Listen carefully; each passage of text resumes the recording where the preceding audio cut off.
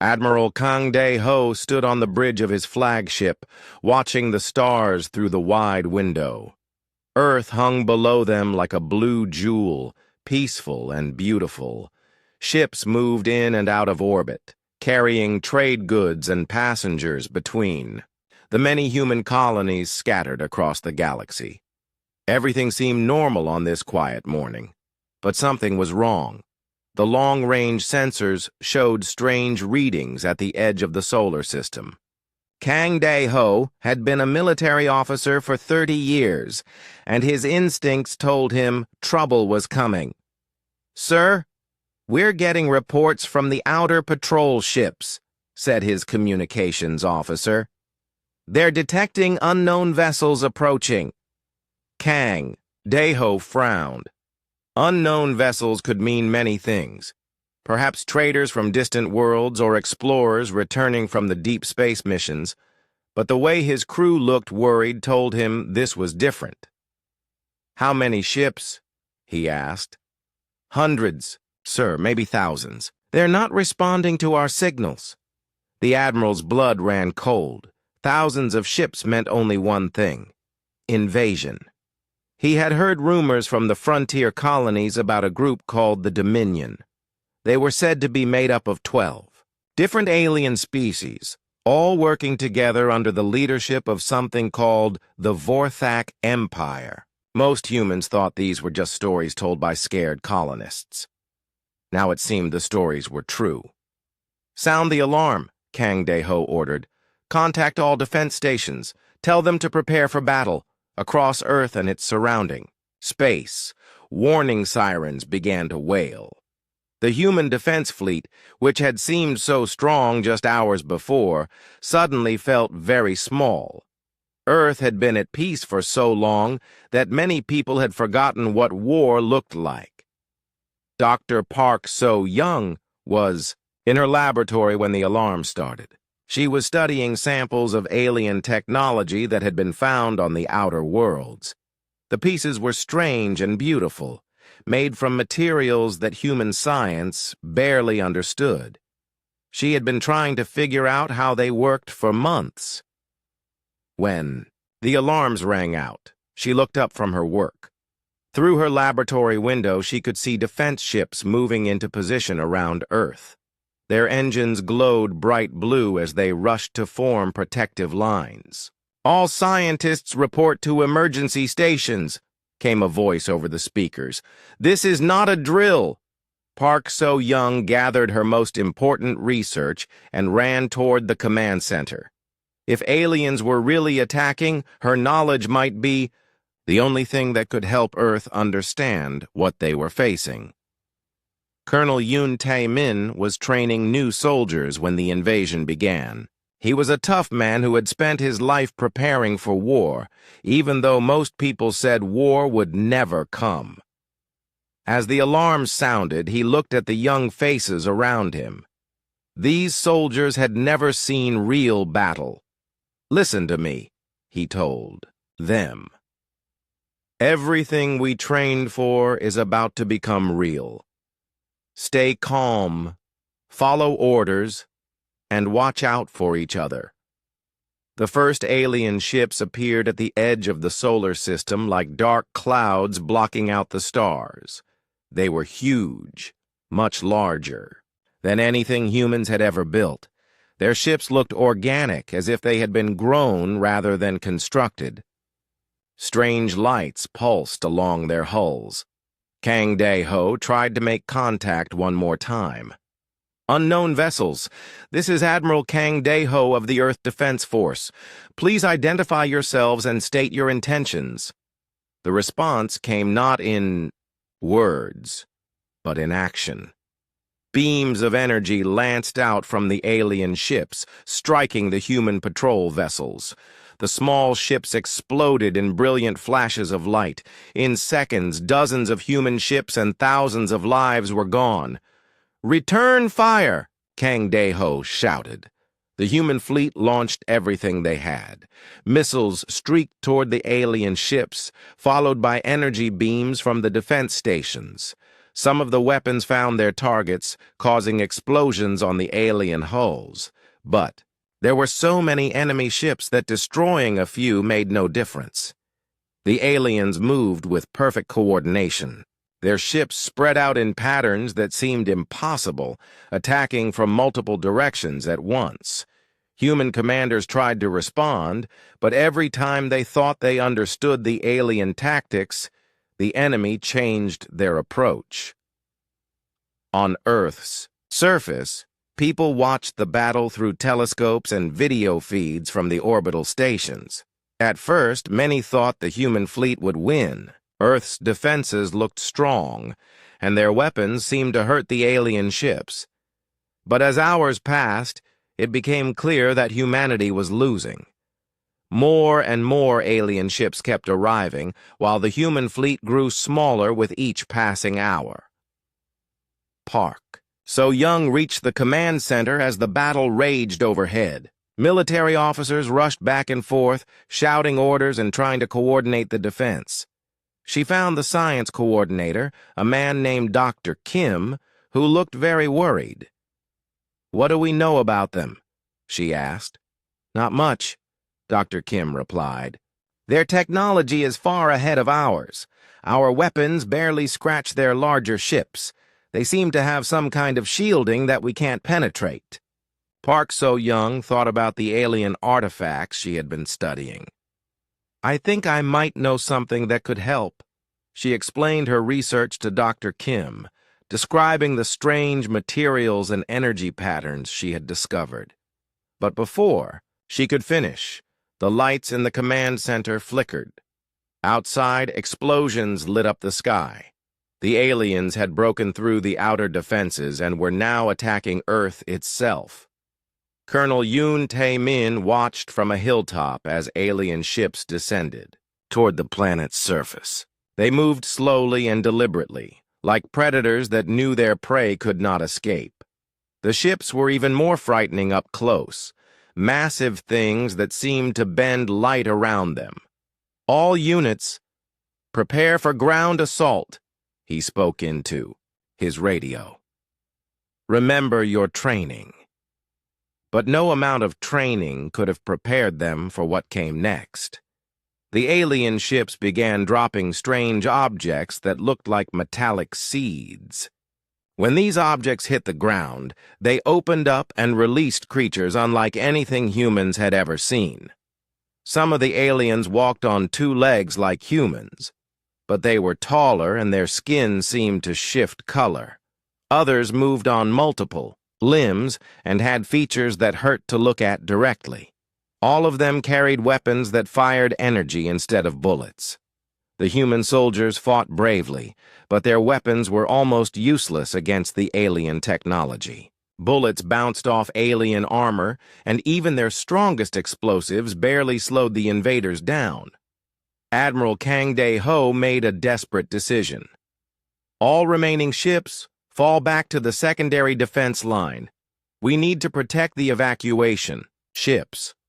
Across Earth, emergency broadcasts told people to head for the spaceports. Ships that were normally used for trade and tourism were quickly converted to carry refugees. But there weren't enough ships for everyone, and the aliens were moving too fast. As night fell on Earth, the planet that had been humanity's bright home for thousands of years was burning. Cities that had stood for centuries were reduced to rubble in hours. The oceans glowed with strange light from alien weapons. In the command center, the remaining military leaders faced a terrible truth. Earth could not be saved. The best they could hope for was to save some of the people and try to warn the other human colonies.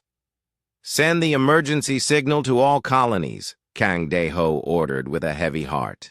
"Tell them Earth has fallen. Tell them to prepare for the worst." Park So-Young looked at her research one last time before the evacuation. Somewhere in these alien artifacts might be the key to fighting back. But right now, survival was more important than understanding. As the last evacuation ships lifted off from Earth's surface, they carried with them the survivors of humanity's greatest disaster. Behind them, their homeworld continued to burn under alien weapons. The age of human expansion was over. The age of human suffering had begun.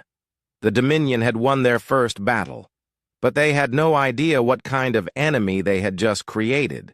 50 years had passed since Earth burned. Kim Jae-sung guided his small cargo ship through the asteroid field, keeping his engines as quiet as possible. The rocks around him provided cover from the alien patrol ships that constantly watched. The space lanes between human settlements. He was a smuggler now, though he had never planned to be one. Before the invasion, he had been a teacher on one of the outer colonies. But when the Dominion came and started telling humans what they could and could not do, someone had to find ways around their rules. His ship carried medical supplies hidden inside containers of mining equipment. The Dominion allowed humans to have basic medicine, but nothing advanced enough to help with the new diseases that had appeared in the overcrowded refugee camps. Approaching New Seoul, his ship's computer announced quietly. Kim Jae-sung looked out at the mining colony that had become home to almost 2 million human refugees. The planet was mostly rock and ice, with thin air that required breathing masks. Before the invasion, only a few thousand miners had lived here. Now it was one of the largest human settlements left in the galaxy. Giant alien watchtowers stood around the colony like metal trees. Their sensors tracked every ship that came and went, every person who moved between buildings. The Dominion said this was for protection and guidance, but everyone knew it was really a prison. As Kim Jae-sung's ship landed at the spaceport, alien guards approached to inspect his cargo. They were Vorthak soldiers, tall creatures with gray skin and too many eyes. They moved through his ship with mechanical precision, checking everything against their approved lists. "Purpose of visit?" one of them asked in heavily accented human language. "Delivering mining equipment to Sector 7. Kim Jae-sung replied calmly. The alien looked at the containers but did not open them. After 50 years of occupation, the guards had become lazy. They no longer expected humans to cause trouble. This was exactly what Lee Na-ri was counting on. She watched Kim Jae-sung's ship from a maintenance tunnel beneath the spaceport. Lee Na-ri had been fighting the Dominion since she was 15 years old. Now, at 35, she led the largest resistance cell on New Seoul. The aliens thought they had broken human spirit. They pointed to the millions of humans who followed. Their rules, worked in their minds, and never complained. What they did not see was the network of tunnels, hidden rooms, and secret messages that connected rebels across the colony. "Is it him?" asked Choi Min-ho, the man crouched beside her in the tunnel. Lee Na-ri nodded. Choi Min-ho was old enough to remember Earth before the invasion. He had been a military officer then, part of the forces that tried to defend humanity's home world.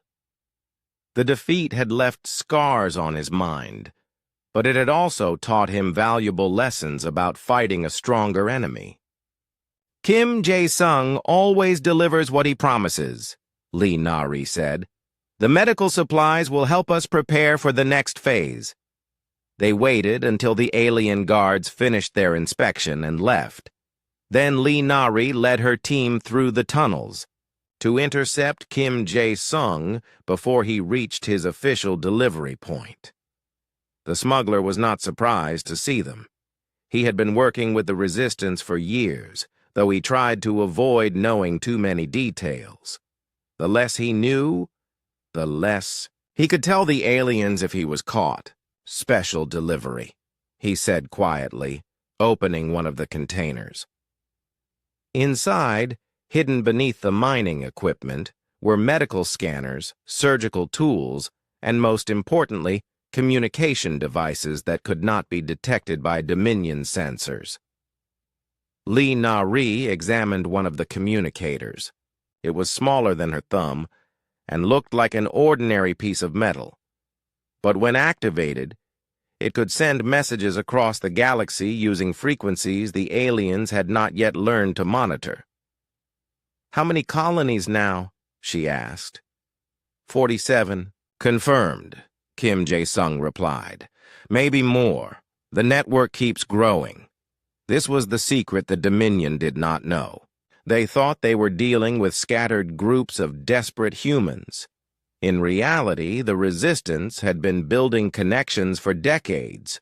Every smuggler run, every trade mission, every refugee transport carried hidden messages between colonies.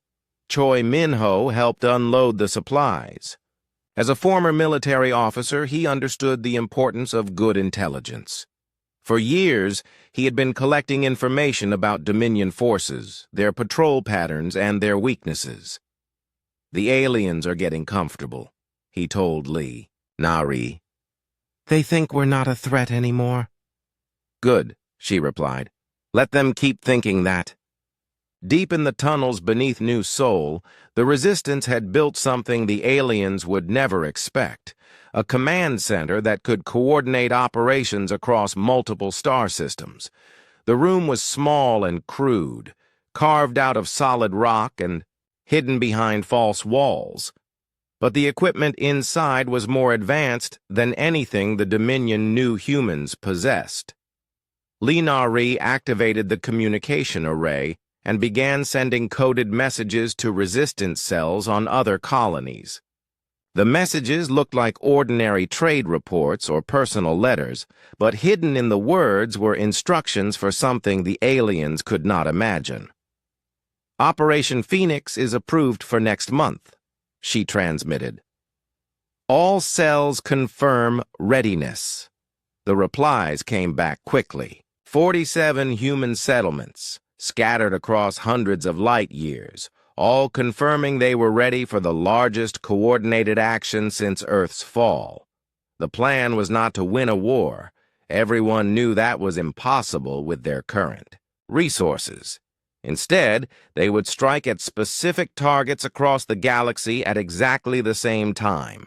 The goal was to steal alien technology, rescue captured human scientists, and prove to the galaxy that humanity was not defeated. Kim Jae-sung finished his official delivery and prepared to leave New Seoul. His next stop would be the agricultural colony of Haven, where another resistance cell was waiting for supplies. After that, he would visit the research station at Kepler's Edge, then the mining platform at Titan's Rest. Each stop would look like routine smuggling to any alien observers, but hidden in his cargo holds would be weapons, communication equipment, and detailed plans for Operation Phoenix. As his ship lifted off from New Seoul, Kim Jae-sung thought about the risks he was taking. If the aliens caught him, he would be executed immediately. But if he did nothing, humanity would remain slaves forever. Below him, Li Na-ri watched the ship disappear into space. In 1 month, everything would change. The Dominion had spent 50 years convincing the galaxy that humans were broken and helpless. They were about to learn how wrong they were. Choi Min-ho joined her at the observation window. "Do you think it will work?" he asked.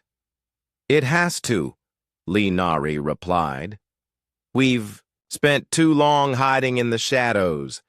It's time to remind the galaxy that humans don't give up." In the tunnels beneath their feet, hundreds of resistance fighters prepared weapons and studied maps of alien facilities.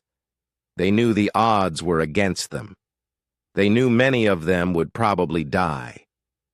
But they also knew that doing nothing was not an option. The Dominion had made a mistake 50 years ago. They had left humans alive, thinking that slavery was worse than death. But humans had used that time to learn, to grow, and to plan. Soon the galaxy would see what happened when you tried to crush the human spirit. The aliens had won the first battle by destroying Earth. But the war was far from over. Kim Jae-sung's ship passed through another alien checkpoint without incident. The guards barely looked at his cargo manifest. After 50 years, they had stopped expecting trouble from the broken remnants of humanity. They had no idea that those broken remnants were about to become something much more dangerous. The countdown to Operation Phoenix had begun. Bei Jin-woo crawled through the narrow maintenance shaft, his tools carefully arranged on his belt. To anyone watching, he was just another human technician fixing the air recycling systems on Mining Station Echo 7. The alien supervisors paid little attention to human maintenance workers. They were considered too simple to cause any real problems. This was exactly what Bei Jin-woo wanted them to think. He had been working on alien technology for 15 years, ever since he found his first piece of Dominion equipment in a crashed patrol ship. While other humans saw incomprehensible alien devices, Bei Jin-woo saw patterns and possibilities. His mind worked differently than most people. He could look at something complex and break it down into simple parts. The alien communication relay he was approaching was supposed to be impossible for humans to understand. It used quantum frequencies and energy patterns that human science had never discovered. But Bei Jin-woo had spent years studying similar devices, and he had learned their secrets. He carefully removed a panel from the relay and connected his own device to the alien circuits. To the monitoring systems, it would look like routine maintenance. In reality, he was installing a hidden transmitter that would give the Resistance access to the Dominion's own communication network. "Jin-woo, status report," came a whisper through his earpiece. "Almost finished," he replied quietly. "The bypass is working perfectly." The voice belonged to Song Hae-jin, who was positioned in the station's control center. She had spent 3 years working her way up to a trusted position in the alien administration. The Dominion supervisors thought she was just an efficient, human worker who helped manage the other slaves. They had no idea she was one of the most skilled spies in the galaxy. Song Hae-jin watched the alien officers through her desk monitor, pretending to work on supply reports while actually monitoring their activities. In her years of careful observation, she had learned to read alien body language and understand their command structure. She knew which officers were lazy, which ones were suspicious, and which ones could be manipulated. Security patrol changing. "Shifts in 5 minutes," she whispered to Bei Jin-woo. "You need to finish now." "Done," he replied, carefully replacing the panel and backing out of the maintenance shaft. Across the galaxy, similar operations were taking place on 46 other human settlements. The resistance network that the Dominion thought was just scattered rebel groups was actually a sophisticated organization with cells on every major colony. At the heart of this network was Lim Dong-hyun, a man who had turned personal tragedy into unstoppable determination. He had lost his entire family when Earth fell and had spent the following decades building something the aliens never expected: unity among the scattered remains of humanity. Lim Dong-hyun stood in the hidden command center beneath New Seoul, watching status reports flow in from across the galaxy. Each green light on his display represented a successful preparation for Operation Phoenix. Each red light meant problems that needed to be solved quickly. "Titan's Rest is having trouble with their power grid," reported his communications officer. "The alien supervisors are asking too many questions. Send them the technical specs for the bypass. Lim Dong-hyun replied calmly, "and tell them to create a small malfunction in Sector 3 to distract the supervisors." This was how the resistance worked, not through dramatic gestures or open rebellion, but through careful planning and perfect coordination. Every member knew their role, and every operation was designed to look like ordinary human activities. The genius of the plan was its simplicity. The Dominion expected human resistance to be emotional and disorganized, like the desperate defense of Earth 50 years ago. They were not prepared for the cold, methodical approach that Lim Dong-hyun had developed. "All stations report ready," announced the communications officer. Lim Dong-hyun looked at the countdown timer on his screen. Operation Phoenix would begin in exactly 4 hours. 47 human colonies would strike at the same moment, targeting alien facilities and equipment with precision that would shock the Dominion. But this was only the beginning. The real goal was not to defeat the aliens in battle. Everyone knew that was impossible with current human resources.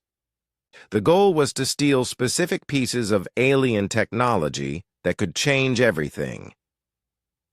On mining station Echo 7, Bae Jin-woo had finished his maintenance work and returned to his normal duties. But the device he had installed was already working, giving the resistance access to Dominion military communications. For the first time since Earth's fall, humans would know what their enemies were planning. Song Hee-jin continued her performance as a loyal human administrator, processing supply, requests, and managing work schedules. But she was also downloading classified alien files and copying security codes that would be crucial for the coming operation. The Dominion officers around her had no idea that their most trusted human worker was actually their most dangerous enemy. At exactly 14:30 Galactic Standard Time, Operation Phoenix began. On New Sol, Lee Na-ri led a team of fighters through maintenance tunnels toward the alien weapon storage facility. They moved like shadows, using routes they had mapped over months of careful planning. On Haven Colony, resistance fighters disabled alien communication arrays with devices built from stolen technology. On Kepler's Edge, human technicians caused accidents that destroyed alien surveillance equipment. Across the galaxy, 47 perfectly coordinated attacks struck at the heart of Dominion control systems. The aliens were completely unprepared. They had grown comfortable after 50 years of easy rule over broken humans. Their response was slow and confused, exactly as the resistance had planned. Bae Jin-woo watched from his workstation as alien officers ran through the corridors of mining station Echo 7, shouting orders in their harsh language. Alarms blared throughout the facility, but the officers could not understand what was happening. "The humans are malfunctioning," one alien supervisor growled to another. "Perhaps we have been too gentle with them." Bae Jin-woo almost smiled. If only they knew the truth. Song Hye-jin used the confusion to access even more classified files. While alien officers focused on the immediate crisis, she copied detailed technical specifications for Dominion weapons and ship designs. This information would be priceless for future resistance operations. The attacks lasted exactly 37 minutes, then stopped as suddenly as they had begun. By the time Dominion forces organized their response, the human fighters had vanished, back into their hiding places. But they had accomplished their goals. Across the galaxy, resistance cells had captured alien technology, rescued imprisoned human scientists, and proven that humanity was far from defeated. Most importantly, they had sent a message to every species in the galaxy: the humans were still fighting.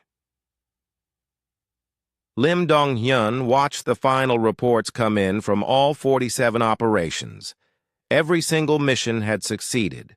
More than that, they had captured enough alien technology to begin the next phase of their plan. "Casualties?" he asked. "Minimal," his aide reported. 37 humans injured, 5 missing. No confirmed deaths. This was another shock for the Dominion. They expected human attacks to be suicidal and desperate. Instead, they had faced precision strikes that achieved maximum effect with minimum losses. In the hours following Operation Phoenix, Dominion forces throughout the galaxy began desperate searches for human rebels. They found empty hideouts and abandoned equipment, but the Resistance fighters had vanished like smoke. The aliens began to realize they had seriously underestimated their human subjects. These were not the broken survivors they thought they were controlling. These were organized, intelligent enemies who had been planning this moment for decades. Bai Jin Wu received new orders through the hidden communication network. The alien technology captured during Operation Phoenix needed to be analyzed quickly. His skills would be crucial for understanding how to use these new tools. Song Hee-jin continued her work in the alien administration, but now she had access to communication codes that would let the Resistance monitor Dominion military movements. The next time the aliens planned something, humans would know about it in advance. As the immediate excitement of Operation Phoenix faded, Lim Dong-hyun began planning the next phase. The Resistance had proven they could strike anywhere in the galaxy at any time. Now they needed to use that fear to build something larger. Other species had watched the human attacks with great interest. If humans could strike at the Dominion successfully, perhaps they were not as powerful as everyone believed. The galaxy was about to learn that crushing the human spirit was much harder than crushing human bodies. Operation Phoenix had ended, but it had lit a fire that would not be easily extinguished. The war for human freedom had truly begun. Dr. Han Soo-jin stared at the genetic sequences displayed on her screen, hardly believing what she was seeing. Hidden in an abandoned asteroid mining facility, she had been studying human DNA samples for months, trying to understand why humans seemed to adapt to alien technology faster than any other known species. The results were remarkable. Human genetic code was not just diverse, it was actively changing in response to contact with alien technology. Where other species had evolved specialized traits over millions of years, humans maintained a flexibility that allowed rapid adaptation to new environments and tools. "This is impossible," she whispered to herself, then called for her assistant. "Jang Eun-bi, come look at this." Jang Eun-bi was only 19 years old, but she had an intuitive understanding of both human and alien technology that amazed even experienced scientists. She had been born during the occupation and had grown up surrounded by alien devices. To her, the strange energy patterns and quantum frequencies were as natural as breathing. "What did you find, Dr. Han?" Yang Eun-bi asked, looking at the genetic data. "Our DNA is rewriting itself," Dr. Han Soo-jin explained. "Every human who has worked closely with alien technology shows genetic changes. Small ones, but they're accumulating across generations." This discovery explained something that had puzzled the Resistance for years. Human technicians like Bai Jin Wu could understand alien devices that should have been impossible for their minds to comprehend. Human fighters could adapt to alien tactics faster than the aliens could change them. Human pilots could fly captured alien ships as if they had been born to do it. Humanity was evolving, and they were doing it at an incredible speed. Captain Shin Woo-seok studied the tactical reports from recent resistance operations, looking for patterns that could be used in future battles. As a former military academy instructor, he understood the importance of learning from every engagement. What he found amazed him. Human fighters were not just winning because of surprise or better planning. They were winning because they fought in ways that alien minds could not predict or counter. "Look at this engagement on Titan's Rest," he said to his staff officers. "The Dominion force had superior numbers and better weapons, but our people changed tactics 7 times during the battle. The aliens could not adapt fast enough." This was becoming a consistent pattern. Alien military doctrine was based on proven strategies that had worked for thousands of years. They expected enemies to fight in predictable ways, using established patterns of attack and defense. Humans refused to follow those rules. In the hidden laboratories beneath the asteroid facility, Jang Yunbi worked on her latest creation, a weapon that combined human engineering with captured alien technology. The device looked impossible, as if someone had taken apart several different machines and somehow made them work together. "The power coupling should not work," observed Dr. Han Soo-jin. "Human and alien energy systems are completely incompatible." "Not anymore," Jang Yunbi replied, making a final adjustment to the device. "I found a way to make them talk to each other." She activated the weapon, and it hummed to life with a sound that seemed to blend human mechanical noise with the ethereal whisper of alien energy fields. When she fired it at a test target, the beam that emerged was unlike anything either species had created alone. This was the key to humanity's future, not copying alien technology, but fusing it with human innovation to create something entirely new. The testing continued for weeks as more refugees arrived at the hidden facility. They came from across the galaxy, smuggled out of Dominion camps by the Resistance Network. Many were scientists, engineers, and soldiers who had been captured during Operation Phoenix and its aftermath. Among them was Dr. Cho Ye-jin, who had spent 5 years as a prisoner in a Dominion research facility. The aliens had forced her to study human psychology, trying to understand why humans behaved so unpredictably. "They cannot comprehend us," she told the assembled resistance leaders. "To them, we are chaos given form. They study us like we study viruses, dangerous things that must be contained." This gave Captain Shin Woo-sok an idea. If humans were chaos to alien minds, then chaos should be their greatest weapon. He began developing new combat doctrines based on constant change and unpredictability. Human units would never use the same tactics twice. They would combine strategies from different time periods, different cultures, even different species. The goal was to create a fighting force that could not be analyzed or predicted. Meanwhile, Jang Eun-bi continued her work on hybrid technology. Each new device she created seemed impossible to conventional science, but they worked. Weapons that fired both energy and projectiles, shields that bent space and time, communication devices that used quantum entanglement and radio waves simultaneously. "How do you know these will work?" Dr. Han Soo-jin asked, watching the young woman assemble another impossible device. "I don't think about whether they should work," Jang Eun-bi replied.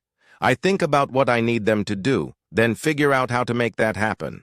This was the essence of human adaptation, the ability to ignore limitations and find solutions that others considered impossible.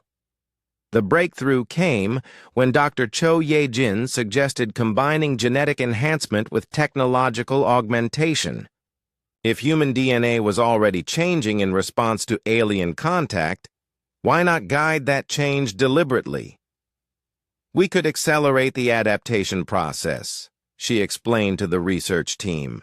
"Make ourselves better at interfacing with both human and alien technology." Dr. Han Soo-jin was hesitant. Genetic modification was dangerous, and they had no idea what the long-term effects might be. But the war was escalating, and desperate times called for desperate measures. "We start with volunteers," she decided. Small changes at first, carefully monitored. Captain Shin Woo-seok was the first to volunteer. As a military officer, he understood the risks of being a test subject. But he also understood that winning this war would require sacrifices. The process was surprisingly simple. Using techniques learned from studying alien biotechnology, Dr. Han Soo-jin enhanced specific genes that controlled neural plasticity and sensory processing. The changes were subtle but significant. Within days, Captain Shin Woo-seok found his mind working faster and more flexibly. He could process multiple tactical scenarios simultaneously and adapt his thinking in real time to changing situations. When he tested Jong Eun-bi's hybrid weapons, he instinctively understood how to use them effectively. "This is what we need," he told the research team. "This is how we become unstoppable." Word of the successful enhancement spread through the resistance network. Volunteers came forward from every human settlement, willing to undergo the process, to gain advantages against their alien oppressors. But the changes went beyond simple enhancement. Humans who underwent the process began developing entirely new abilities. Some could sense alien energy fields directly. Others could interface with alien computers through touch alone. A few even seemed to predict alien movements before they happened. Jang Eun-bi underwent the enhancement and found her already impressive abilities increased dramatically. She could now create hybrid devices that seemed to break the laws of physics, combining matter and energy in ways that should have been impossible. "We are becoming something new," Dr. Cho Ye-jin observed, studying the enhanced humans. Not just human, not just alien, but a fusion of both. This transformation was exactly what the Dominion had feared most when they first encountered humanity. They had seen the potential for chaos and unpredictability in human nature, and they had tried to contain it through force. Instead, they had created something far more dangerous than they could have imagined. Enhanced human fighters began appearing in resistance operations across the galaxy. They moved with impossible speed and precision, used weapons that defied conventional science, and displayed tactical flexibility that left alien forces completely confused. The Dominion Military Command began receiving reports that seemed like fantasy. Humans who could predict alien movements, weapons that fired impossible projectiles, fighters who seemed to exist in multiple places at once. "These reports cannot be accurate," declared the Vorthak Supreme Commander. "Humans are primitive creatures. They cannot possess such capabilities." But the evidence kept mounting. Human resistance cells were winning battles they should have lost by impossible margins. Alien technology was being turned against its creators in ways that violated every known principle of engineering. Captain Shin Woo-seok led a team of enhanced fighters in an assault on a Dominion supply depot. Moving with speed that seemed supernatural, they disabled the alien defenses before the guards could even sound an alarm. The weapons they used fired projectiles that somehow curved around obstacles and struck targets with perfect accuracy. The battle was over in minutes, with 0 human casualties and complete success. Reports of such engagements reached resistance leaders across the galaxy. Humanity was not just fighting back, they were winning consistently against impossible odds. Dr. Han Soo-jin continued her genetic research, finding new ways to enhance human capabilities while maintaining their essential humanity. The goal was not to become alien, but to become something uniquely human but better adapted to the galactic environment. Jang Eun-bi created her masterpiece, a device that could interface. General Park Hyun-soo stood on the observation deck of the captured asteroid facility, looking at the holographic display of Haven Colony. The agricultural world floated in space before him, its green continents clearly visible even from this distance. It looked peaceful and beautiful, but he knew it was one of the most heavily defended Dominion strongholds in human space. 200,000 alien soldiers occupied Haven Colony, using it as a staging area for operations against human settlements. The planet fed dozens of other Dominion worlds and served as a symbol of their complete control over humanity. Today, that was going to change. Final status report, General Park Hyun-soo requested from his staff. All units in position, replied his aide. 30,000 fighters across 17 different assault groups. Enhanced humans integrated into every team. Hybrid weapons distributed and tested. The numbers seemed impossible. 30,000 humans against 200,000 aliens attacking a heavily fortified position. Any conventional military commander would call it suicide.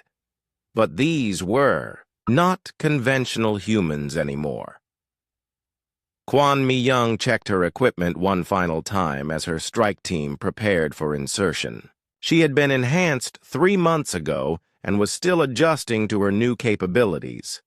Her reflexes were faster than any baseline human, her thinking clearer, and her senses sharper. Most importantly, she could interface directly with the hybrid weapons that Jang Yunbi had created. Remember, speed and chaos, she told her team. We hit fast, we hit hard, and we never do what they expect.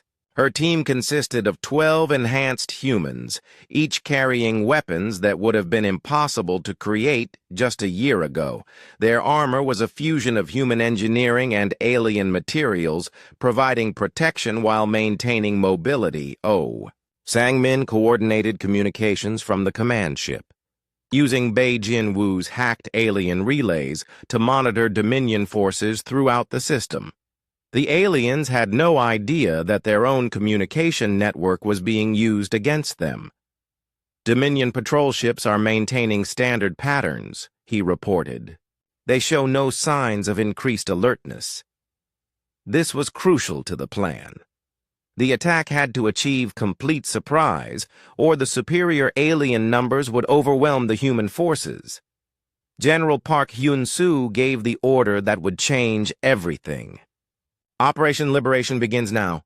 Across the Haven system, human ships that had been hidden in asteroid fields and behind gas giant moons suddenly activated their engines. They moved with a coordination that seemed impossible for such a scattered force, but months of planning had prepared them for this moment. The first phase was to neutralize the alien orbital defenses. Enhanced human pilots flew captured alien fighters alongside jury-rigged human vessels, creating formations that confused the Dominion sensors. The alien defense systems had been programmed to recognize known threats, but the hybrid human-alien ships did not match any category in their databases. Kwon Mi-young's team was in the first wave of ground assault forces. Their transport ship dove through Haven's atmosphere like a meteor, protected by shields that combined human durability with alien energy manipulation. Anti-aircraft fire from the surface bounced harmlessly off their defenses. 30 seconds. To drop zone, announced the pilot. Kwon Mi-young felt the familiar calm that came with enhanced genetics. Her heart rate slowed, her vision sharpened, and time seemed to move more slowly. This was what the enhancement process had given her, the ability to function at peak efficiency even in the most stressful situations. The transport ship released its cargo of human fighters just above the alien command complex. They fell through the air like deadly rain, using personal gravity manipulators to control their descent. The Dominion ground forces were completely unprepared for this type of assault. Their defensive positions had been designed to repel conventional attacks, not individual fighters dropping from the sky with impossible technology. Kwon Mi-young landed in the center of the alien base and immediately opened fire with her hybrid weapon. The device fired both energy beams and solid projectiles, each shot guided by targeting systems that could predict where enemies would move. Alien soldiers fell before they could even locate her position. Around her, the rest of her team created chaos throughout the base. They moved with speed that seemed supernatural, appearing in multiple locations almost simultaneously. Their weapons fired projectiles that curved around obstacles and struck targets that should have been impossible to hit. Oh Sang-min watched the battle unfold through dozens of camera feeds and sensor readings. The human assault was proceeding, faster than anyone had dared hope. Alien units across the planet were reporting impossible attacks that they could not understand or counter. Phase 2, begin ground assault, General Park Hyun-soo ordered.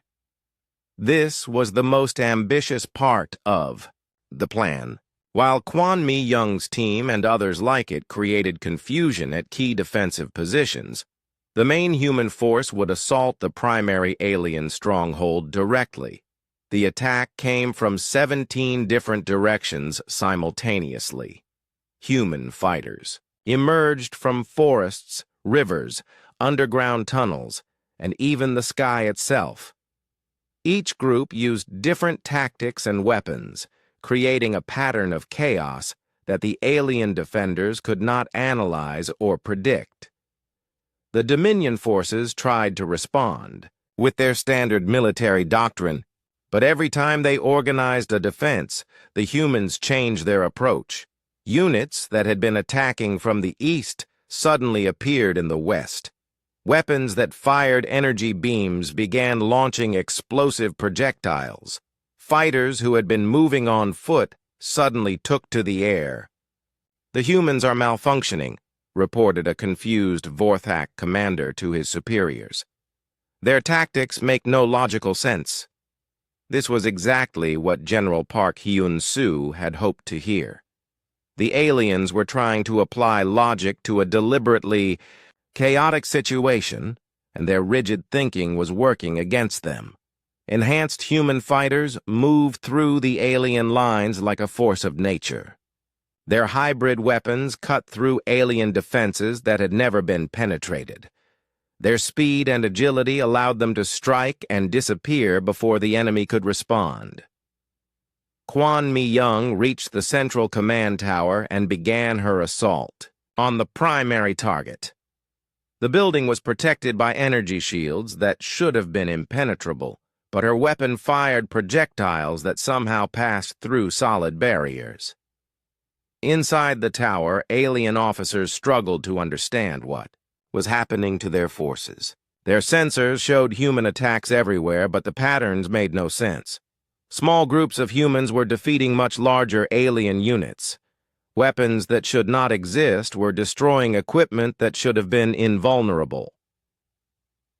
Request: immediate reinforcement, the base commander transmitted to the orbital fleet. Human forces are using unknown technology. But the orbital fleet was having its own problems. Human ships had appeared throughout the system, striking at communication satellites and supply convoys. The enhanced human pilots flew with an instinctive understanding of three-dimensional combat that allowed them to outmaneuver much larger alien vessels. Oh, Sang-min intercepted the alien distress calls and relayed them to General Park Hyun-soo. "They're calling for help from the nearest sector fleet. Estimated arrival time is 6 hours. "More than enough time," the general replied. "Signal all units to begin the final phase." The final phase was the complete capture of Haven Colony's primary city. Human forces had already secured most of the planet's surface, but the capital city contained the main Dominion administrative center and the bulk of their remaining forces. Kwon Mi-young led the assault on the city center. Her team moving through streets that had been under alien control for 50 years. The buildings around them showed the signs of Dominion occupation. Stark alien architecture imposed on human designs, surveillance devices on every corner, and propaganda displays showing alien superiority over human primitiveness. All of that was about to change. The final battle lasted only 2 hours. Human fighters moved through the city with the precision of a surgical strike, capturing key buildings and neutralizing alien strongpoints with minimal casualties on either side. The Dominion forces, faced with enemies they could not understand or predict, began surrendering in large numbers. For the first time since Earth's fall, alien soldiers were laying down their weapons to human forces. General Park Hyun-soo stood in the captured Dominion Command Center, looking at the tactical displays that now showed human control over the entire planet. Around him, his staff officers worked to secure their victory and prepare for the inevitable alien counterattack. "Casualties?" he asked. "Minimal," came the reply. "Less than 300 wounded, no confirmed deaths." This was the most remarkable aspect of the victory. Not only had 30,000 humans defeated 200,000 aliens, they had done it while taking almost no losses themselves. Oh Sang-min was already monitoring alien communications across the sector. The news of Haven Colony's liberation was spreading through Dominion space like wildfire. Other alien commanders were demanding explanations for how such a defeat could be possible. "They're scared," he reported to General Park Hyun-soo. "This is the first time they've lost a major engagement to human forces. But the victory at Haven Colony was more than just a military success. It was proof that humanity could fight back effectively against their oppressors." News of the Bat. The Dominion War Council met in emergency session aboard the massive command ship Eternal Dominance. Representatives from all 12 member species sat around the crystalline table, their various forms creating a bizarre assembly of alien shapes and colors. At the head of the table, Supreme Commander Vorthak of the Vorthak Empire radiated cold fury. "Explain to me," he said in a voice like grinding metal, "how 30,000 primitive humans defeated 200,000 of our finest soldiers." The military commanders around the table shifted uncomfortably. The loss of Haven Colony had shaken the Dominion more than any defeat in their 1,000-year history. It was not just the tactical implications, it was the psychological impact of losing to a species they considered barely above animals. "The humans are using unknown technology," reported General Kesatar of the Nexari Collective. "Our analysis of the battlefield shows weapons that combine multiple incompatible energy systems. It should be impossible." "Nothing is impossible," Supreme Commander Vorthak replied coldly. "We simply failed to understand our enemy properly. That mistake will not be repeated." The plan they developed was called Final Solution, a massive military campaign designed to eliminate every human settlement in the galaxy. No more containment, no more attempts at control. Humanity would be wiped out completely. Admiral Moon Kite received the intelligence about Final Solution while hiding in the outer system of a dead star. His fleet of captured and modified alien ships floated silently in the darkness, invisible to Dominion sensors. Moon Kite had been a refugee ship captain before the enhancement process transformed him into something much more dangerous. "They're committing everything," reported his intelligence officer, studying the intercepted Dominion communications. 12 full battle fleets, support vessels, orbital bombardment platforms. They want to finish us permanently. Moon Kitai studied the tactical display showing Dominion forces massing throughout the galaxy. It was the largest military operation in recorded history, designed to crush human resistance once and for all. "Good," he said, surprising his officers. "Let them come." What the Dominion did not know was that humanity had spent the months since Haven Colony preparing for exactly this moment. Dr. Cho Ye-jin had been working secretly with other species that had grown tired of Dominion rule, building alliances that the aliens never suspected. "The Kelrani have agreed to provide intelligence on Dominion fleet movements," she reported to the Resistance leadership. "The Voss are willing to supply advanced materials for our ships. Even some of the smaller Dominion species are beginning to question their loyalty." This was the Dominion's greatest weakness. Their empire was built on fear and oppression, not genuine loyalty. Many of their member species had joined only because they had no choice. Now that humans had proven the Dominion could be defeated, cracks were beginning to show in their alliance. Ryu Sung-ho had spent years building these relationships, traveling secretly between non-human worlds and showing them captured footage of human victories. His diplomatic skills had turned what should have been humanity's greatest weakness, their isolation, into their greatest strength. "We are not asking you to fight," he told potential allies. "We are simply asking you to remember that freedom is possible." Dr. Cho Ye-jin's most important breakthrough was the discovery that human-enhanced genetics could be shared with other species. Not the full enhancement. That was uniquely human. But certain adaptations that made alien minds more flexible and creative. "We can teach them to think like humans," she explained to the Resistance Council. "Not completely, but enough to break free from Dominion mental conditioning." This revelation changed everything. Suddenly, the human resistance was not fighting alone against 12 alien species. They were leading a galaxy-wide rebellion against an oppressive system that had controlled thinking beings for centuries. When the Dominion fleets began their advance, they expected to find scattered human settlements defending desperately against impossible odds. Instead, they found coordinated resistance that seemed to know their every move in advance.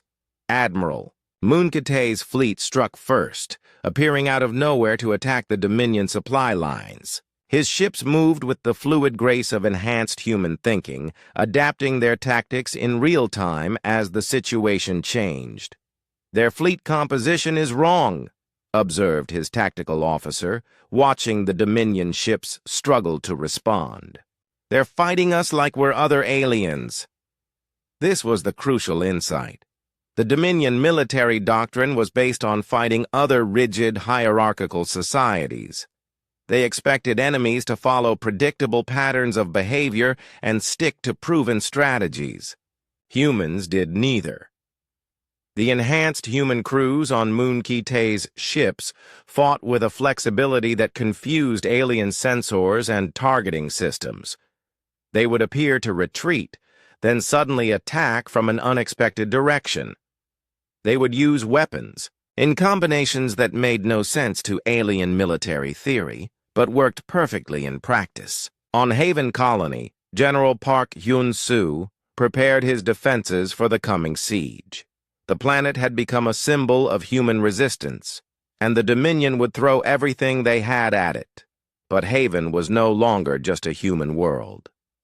Kelrani. Technicians worked alongside human engineers, installing shield generators that used principles from 3 different technological traditions. Voss fighters practiced coordination exercises with enhanced human pilots, learning to think in 3 dimensions instead of the 2-dimensional combat their species had used for millennia. "The diversity is our strength," General Park Hyun-soo told his mixed species command staff. "The Dominion expects us to fight like humans. Instead, we fight like everyone." Dr. Cho Ye-jin made a discovery that would change the course of the war. While studying captured Dominion biotechnology, she found evidence that the enhancement process could be reversed. Not in humans, who had adapted to it permanently, but in other species who had been genetically modified to serve the Dominion. Many of their soldier species are not naturally aggressive, she explained to the Resistance leadership. They have been altered to suppress creativity and independence. We can undo that conditioning. This led to the development of liberation weapons, devices that could reverse Dominion genetic conditioning in other species. When fired at alien soldiers, these weapons did not cause physical harm. Instead, they restored the natural thinking patterns that the Dominion had suppressed. The first use of these weapons came during the battle for the Nexari system. As Dominion forces attacked human positions, liberation weapons were fired into their ranks. The effect was immediate and devastating to alien morale. Nexari soldiers who had been conditioned for absolute obedience suddenly remembered what it felt like to make their own choices. Krell warriors who had been modified for mindless aggression rediscovered their species' natural intelligence and curiosity. Within hours, entire Dominion units were laying down their weapons and asking to join the human alliance. Admiral Moon Ki-tae watched the battle reports with amazement. "They're not just switching sides," he told his staff. "They're becoming something new." This was exactly what Dr. Cho Ye-jin had hoped for. The liberation weapons were not just military tools. They were instruments of transformation that could free entire civilizations from Dominion control. Supreme Commander Vorth-ak received the reports of mass defections with growing alarm. Final Solution was supposed to crush human resistance within weeks. Instead, it was accelerating the collapse of Dominion authority throughout the galaxy. "The humans have weaponized freedom itself," reported one of his intelligence officers. "Our own forces are turning against us." The Vorth-ak Supreme Commander realized that conventional military force could not solve this problem. Humanity had found a way to turn the Dominion's greatest strength, their ability to control other species, into a fatal weakness. "Recall all fleets," he ordered. "We need a new strategy." But it was too late. The momentum had shifted decisively in favor of the human alliance. Across the galaxy, species that had been oppressed for centuries were throwing off their chains and joining the rebellion. Ryu Song-ho found himself coordinating an alliance of over 30 different species, each contributing their unique capabilities to the war effort. The diversity that the Dominion had tried to suppress became the foundation of an unstoppable coalition. "We are not trying to replace the Dominion with another empire," he told the allied species representatives. "We are building something that has never existed before, a truly free galactic community." The turning point came when the Vorth-ak home fleet, retreating from a disastrous engagement with human forces, was intercepted by a joint Kelrani-Voss task force. For the first time in Dominion history, non-human species were fighting alongside humans against their former masters. Admiral Moon Ki-tae arrived to find the battle already won. The proud Vorth-ak fleet that had terrorized the galaxy for centuries was surrendering to an alliance of species they had considered inferior. "Take their ships," he ordered his crews, "but treat the prisoners well. They may soon be allies themselves." This gesture of mercy, unusual in galactic warfare, had profound effects throughout the Dominion. Word spread that the human alliance treated defeated enemies with respect rather than revenge. More and more Dominion forces began to surrender. Fleet Admiral Kim Dong-woo stood on the bridge of the New Earth, humanity's first purpose-built warship since the fall of their homeworld. The vessel was a marvel of hybrid engineering, combining human innovation with technology from a dozen different species. Its hull gleamed with adaptive armor that could resist any known weapon, while its engines used principles that the old Dominion had thought impossible. Around him, the largest fleet in human history prepared for the final push into Dominion core. Territory. 3,000 ships of various sizes and origins, crewed by humans and their allies, all united by a common desire for freedom. "All fleet groups report ready, Admiral," announced Captain Seo Jun-ho, his tactical coordinator. Seo Jun-ho had become a legend among human forces after single-handedly capturing a Dominion dreadnought using nothing but enhanced reflexes and tactical brilliance. Fleet Admiral Kim Dong-woo looked at the tactical display showing the Vorthak home system ahead of them. It was the heart of Dominion power, protected by orbital fortresses that had never been successfully attacked in their 1,000-year history.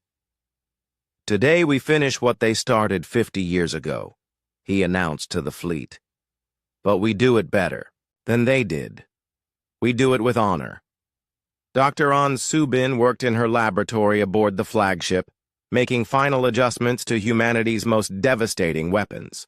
Unlike the crude devices that had destroyed Earth decades ago, these weapons were designed for precision and control. They could disable enemy ships without killing their crews or completely destroy targets that refused to surrender. "The liberation field generators are ready," she reported to the Admiral. "We can free entire planets from Dominion conditioning in a matter of hours." This was the key to the human strategy. They were not just conquering territory. They were liberating minds. Every world they captured became a willing ally rather than a resentful subject. The advance began with reconnaissance probes that moved faster than anything the Dominion had ever seen. Enhanced human pilots guided these tiny craft through the outer defenses, mapping every sensor array and weapon platform in the system. "Fascinating," observed Captain Seo Jun-ho, studying the intelligence reports. "Their defenses are designed to repel traditional fleets attacking in formation. They have no contingency for distributed assault patterns." This was the fundamental difference between human and alien military thinking. The Dominion expected their enemies to fight according to established rules of warfare. Humans preferred to write their own rules. The attack came from 17 different directions simultaneously, just as it had at Haven Colony. But this time, the human forces were supported by allies from across the galaxy. Kelrani stealth ships appeared inside the Dominion defense perimeter. Voss heavy cruisers provided devastating firepower. Even liberated Vorthak vessels joined the assault on their former masters. Fleet Admiral Kim Dong-woo watched with satisfaction as the carefully planned chaos unfolded. His forces moved like a living organism, each unit adapting to changing conditions, while maintaining perfect coordination with the whole. "Orbital defense grid is down 60%, reported his sensor officer. "Enemy fleet is moving to intercept our main force." "Signal all units," the Admiral ordered. "Implement strategy Chaos 7. Strategy. Chaos 7 was one of hundreds of battle plans that human tactical computers had developed using enhanced thinking patterns. Like all human strategies, it made no sense to conventional military doctrine, which was exactly why it worked. Human ships that had been advancing toward the Vorthak homeworld suddenly scattered in every direction. Some attacked outlying defense stations, others targeted supply convoys, and a few seemed to retreat entirely. The Dominion fleet tried to respond, but every time they moved to counter one threat, 3 more appeared elsewhere. Captain Seo Jun-ho led a strike force directly at the planet's capital city, his ship diving through the atmosphere like a meteor. The planetary defenses fired everything they had at him, but his vessel's adaptive armor simply absorbed the energy and converted it to thrust. "Impossible," transmitted a Dominion commander. "No ship can survive direct hits from planetary defense. Cannons. Human ships can," Seo Jun-ho replied calmly, before firing liberation weapons at the planet's surface. The effects were immediate and dramatic. Across the Vorthak homeworld, millions of beings who had been conditioned for aggression and obedience suddenly remembered what it felt like to think freely. The planetary defense network shut down as its operators refused to continue fighting. Dr. An Subin monitored the liberation process from orbit, watching as an entire world transformed before her eyes. Vorthak citizens who had spent their lives serving the Empire were discovering art, music, and philosophy for the first time in generations. "The conditioning runs deep," she observed, studying the biometric readings from the planet. "But it is breaking down faster than we anticipated." This was because the Vorthak had never been natural conquerors. Like many Dominion species, they had been modified to suppress their peaceful instincts and enhance their aggressive ones.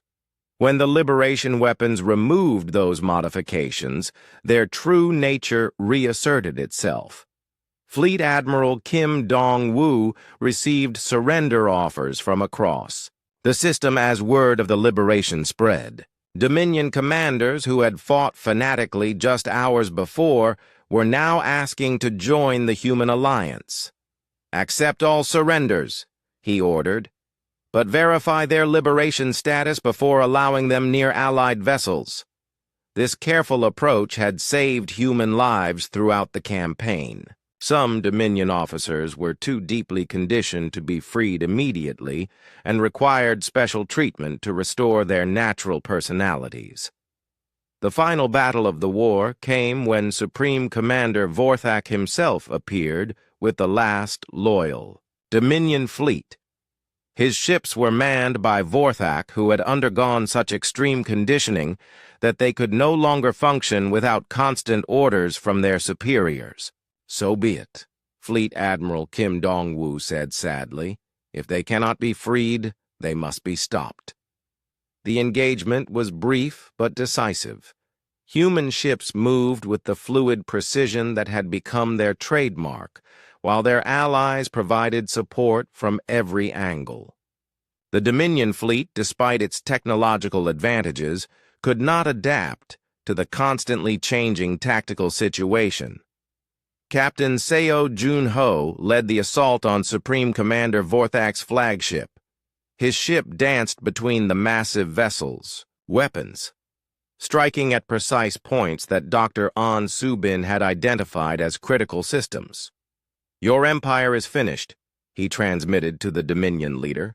"Surrender now and your crews will be treated fairly." Supreme Commander Vorthak's response was to order his ships to self-destruct rather than face capture. It was a final act of spite from a mind too damaged by conditioning to accept the possibility of change. "Stop them," Fleet Admiral Kim Dong-woo ordered, but it was too late. The explosion of the Dominion flagship marked the end of an empire that had ruled the galaxy for 1,000 years.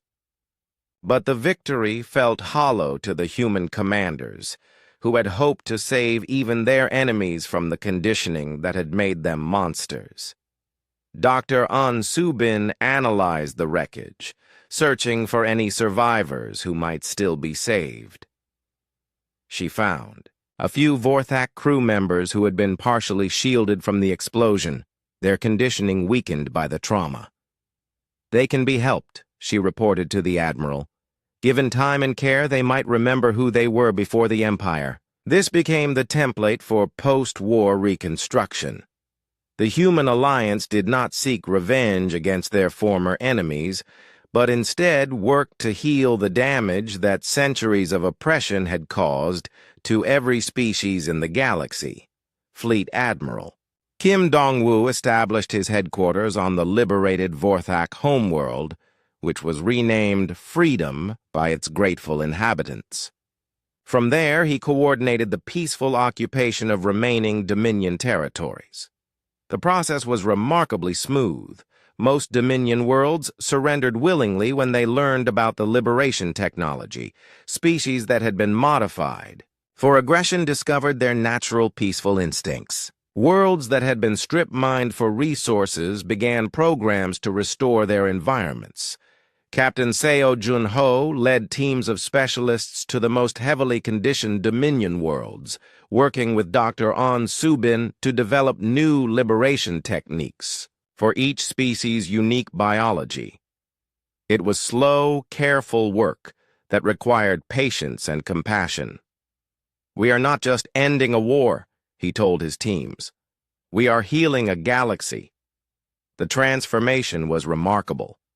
Within months of the Dominions, trade routes that had been closed for centuries reopened. Scientific research resumed on worlds where only military production had been allowed.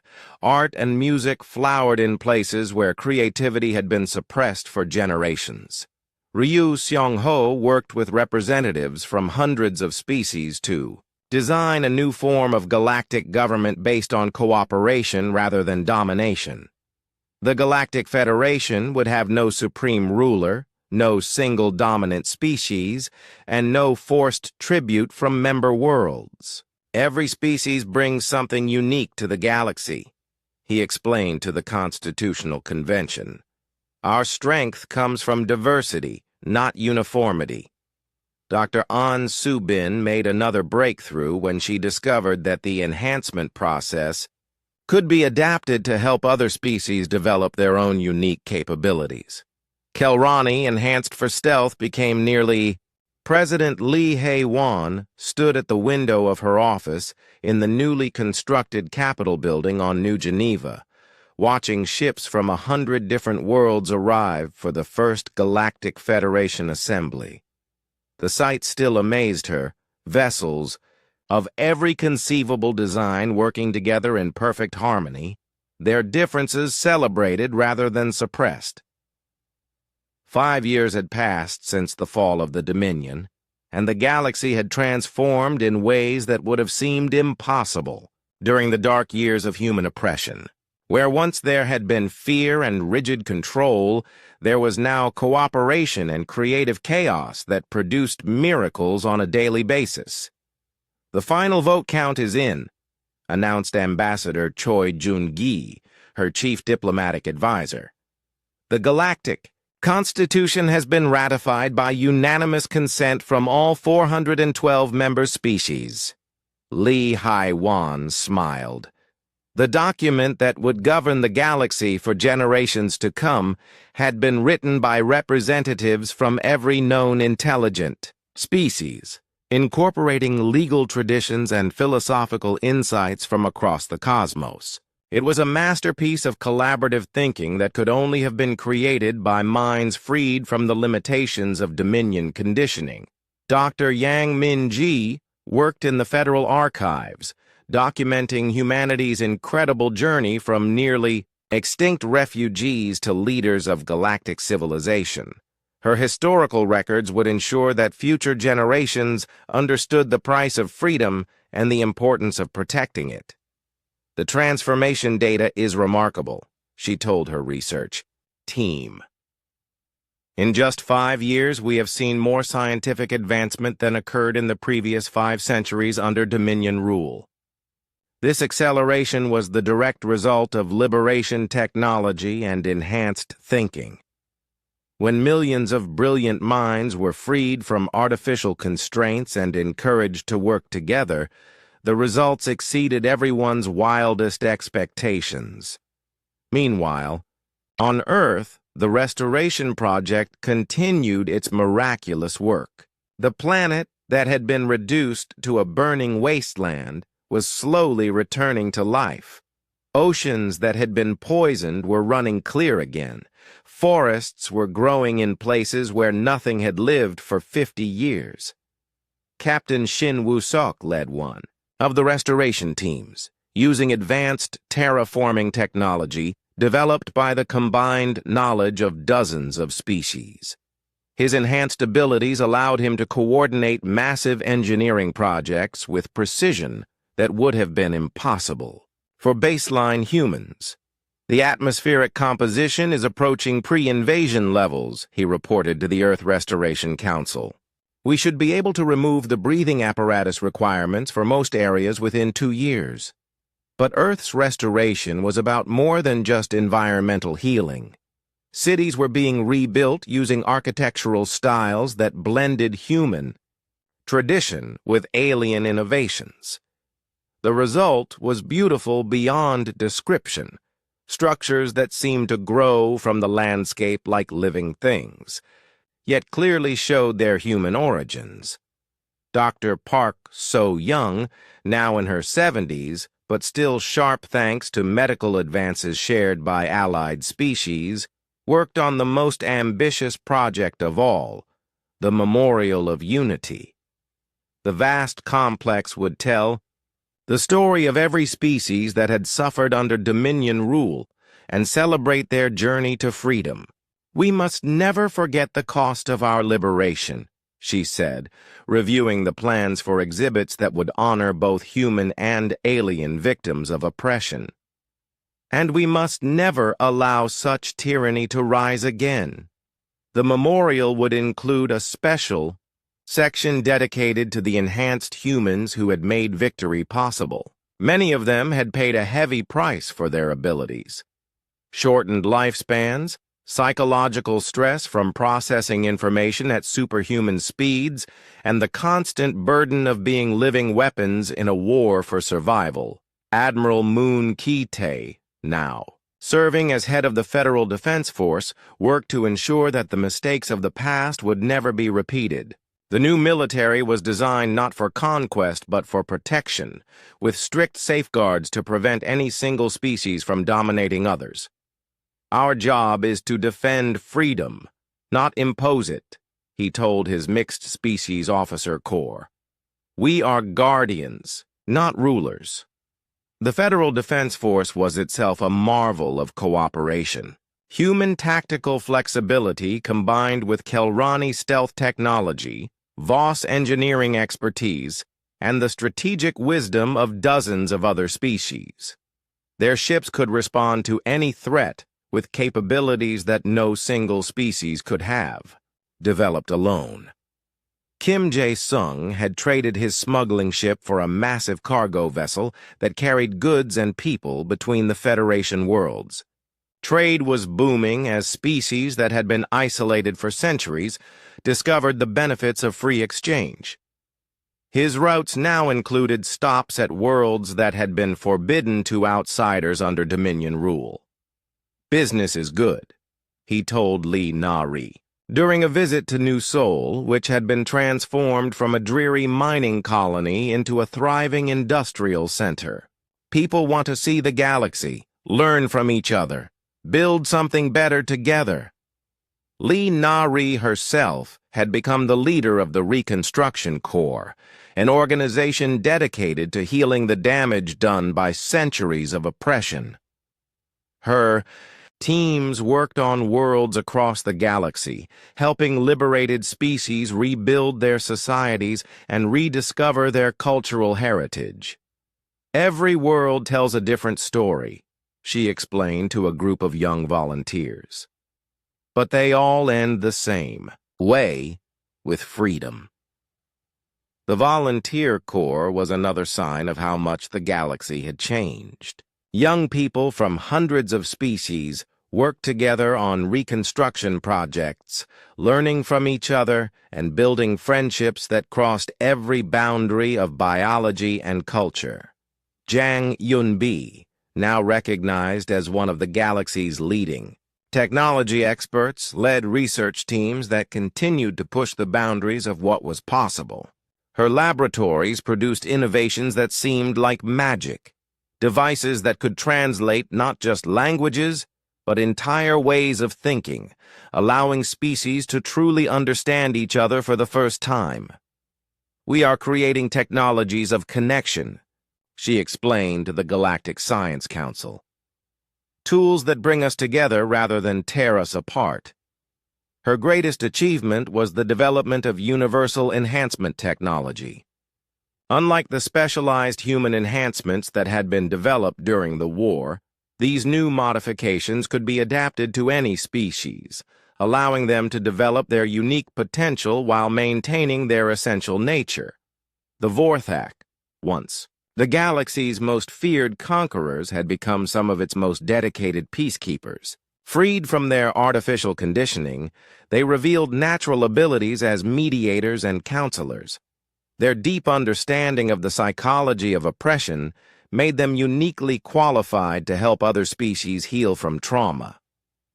Former Supreme Commander Zeftar, now a civilian counselor working with war refugees, often spoke about the transformation his species had undergone. "We thought strength meant the ability to destroy," he told audiences across the galaxy. "Now we know that true strength is the ability to heal." The economic transformation was as dramatic as the political one. Under Dominion rule, resources had flowed to the center while outer worlds were stripped bare to support the Empire. The new Federation operated on principles of mutual benefit and sustainable development. Dr. Cho Ye-jin had become the Federation's chief economist, designing systems that ensured prosperity was shared rather than hoarded. Her models took into account the unique needs and capabilities of each species, creating trade relationships that benefited everyone involved. "Diversity is not just morally right," she explained to the Federation Council. "It is economically efficient. When every species can contribute their strengths, everyone benefits." The cultural renaissance that followed liberation was perhaps the most beautiful aspect of the new galactic order. Art, music, literature, and philosophy flowered as species that had been suppressed for centuries rediscovered their creative heritage. Human artists worked alongside alien creators to produce works that no single species could have imagined alone. Music that combined human emotional expression with alien mathematical precision.